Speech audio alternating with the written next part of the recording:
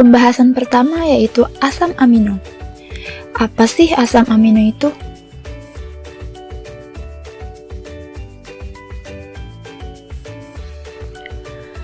Asam amino adalah asam alkanoat yang mengandung gugus amino. Asam amino penyusun protein dihubungkan satu sama lain melalui ikatan peptida. Asam amino juga memiliki dua gugus fungsional primer, yaitu gugus amin atau NH2 dan gugus karboksil atau COOH yang terikat melalui ikatan kovalen pada atom karbon. Apakah asam amino memiliki sifat? Tentunya ya. Lalu, apa sih sifat-sifat asam amino? Sifat-sifat asam amino. Asam amino memiliki 4 sifat. Yang pertama yaitu larut dalam air dan pelarut polar lainnya, tetapi tidak larut dalam pelarut polar seperti benzena atau dietel ether. Yang kedua, momen dipol yang besar. Yang ketiga, kurang bersifat asam dibandingkan sebagian besar asam karboksilat.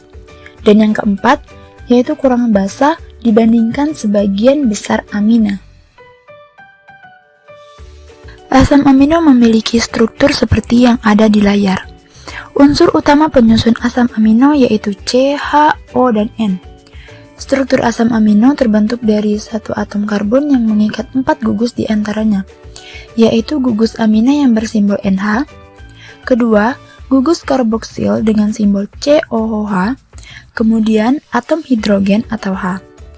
Gugus keempat adalah satu gugus sisa atau R dari residu. Asam amino dibagi menjadi 3 golongan, di antaranya: pertama, asam amino dengan gugus R nonpolar alifatik. Yang kedua, asam amino dengan gugus R aromatik. Dan yang ketiga, asam amino dengan gugus R polar tidak bermuatan.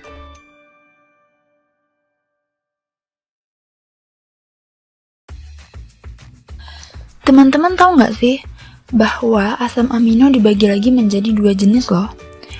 Dibagi berdasarkan segi pembentukan dan fungsi biologisnya. Apa aja sih 2 jenis asam amino itu?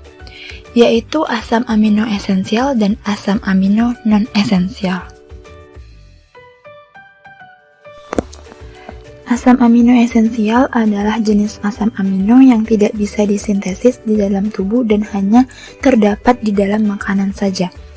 Dan juga untuk teman-teman harus mengonsumsi makanan yang mengandung asam amino.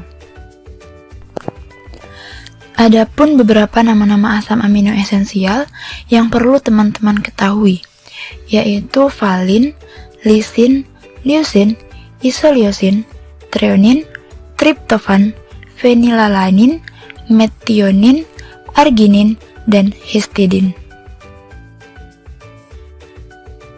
Untuk jenis yang kedua yaitu asam amino non-esensial. Asam amino non-esensial adalah jenis asam amino yang bisa disintesis di dalam tubuh melalui proses transaminasi. Beberapa makanan tertentu juga mengandung asam amino non-esensial. Dari 20 asam amino yang ditemukan pada manusia, 10 diantaranya merupakan asam amino non-esensial. Adapun beberapa nama-nama asam amino non-esensial yang perlu teman-teman ketahui, yaitu ada glisin, alanin, serin, tirosin, sistein, sistin, prolin, hidroksiprolin, asam aspartat, dan asam glutamat. Tahukah Anda apa saja sumber dari asam amino itu? Sumber asam amino dibagi menjadi 2, yakni sumber hewani dan sumber nabati. Berikut adalah sumber asam amino dari hewani, seperti daging ayam, daging sapi, ikan, udang, kepiting, telur, susu sapi, keju, dan hati ayam.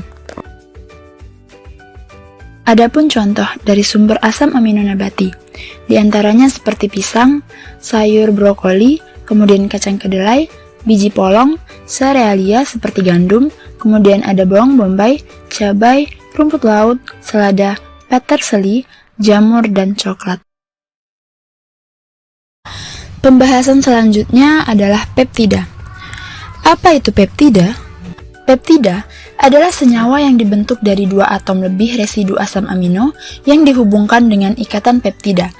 Peptida yang dibentuk oleh lebih dari 10 residu asam amino disebut dengan polipeptida.